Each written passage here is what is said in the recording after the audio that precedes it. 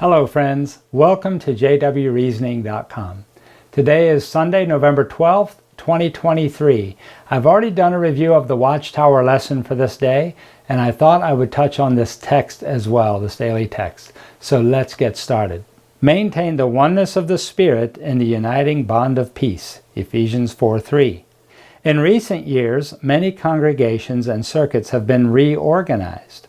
If we were asked to join a new congregation, we may find it difficult to leave friends and family.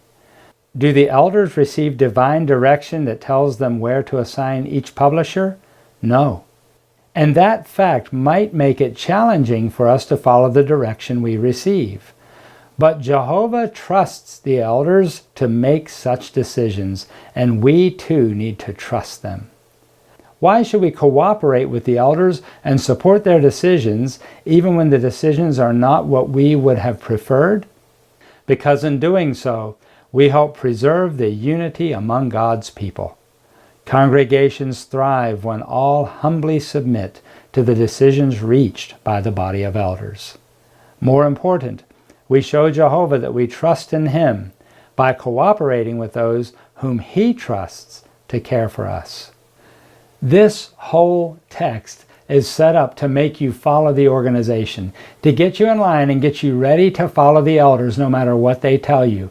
This is the whole purpose behind this particular text. In other words, if they assign you to another congregation, it's been that way for years, you just need to follow theocratic direction and do what they're telling you to do.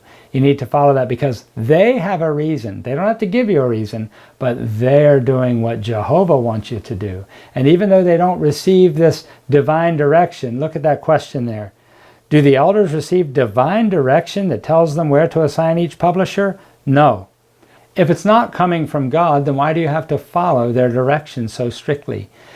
Maybe God's Spirit is prodding you that I need to stay here with my family because so-and-so needs me. Or I need to stay here because brother or sister so-and-so depend on me to help them with something.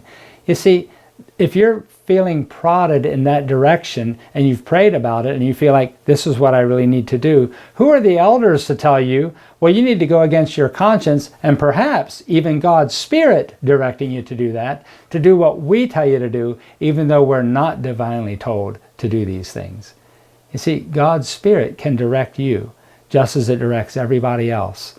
And I'm not trying to get anybody to rebel, but just think about what they're doing. They're setting you up so that you will obey the elders no matter what you are told, whether it seems practical from a strategic or human standpoint or not. I know I say that a lot lately, but they keep saying it. They even said it in their meeting recently, on one of their videos recently. They keep doing it. They're trying to get lockstep soldiers.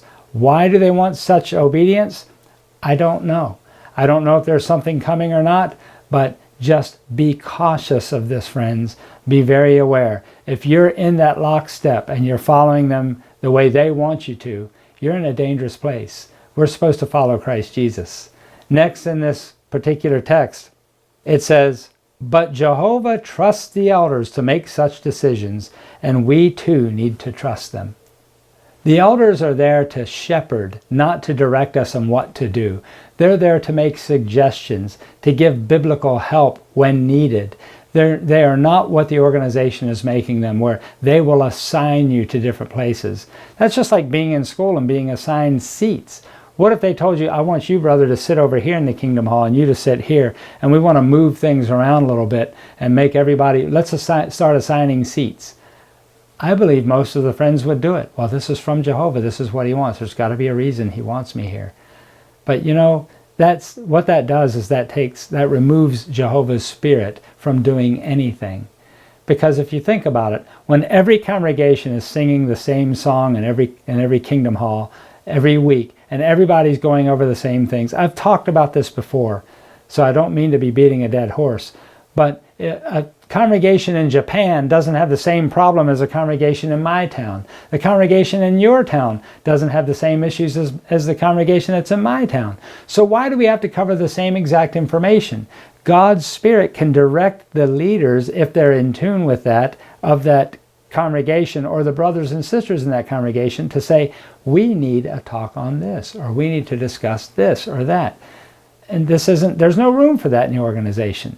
You have to be fed from headquarters, and everybody around the world gets the same thing. And they call that unity. That's uniformity. There's a difference between unity and uniformity. And this whole thing at the beginning was maintain the oneness of the Spirit and the uniting bond of peace.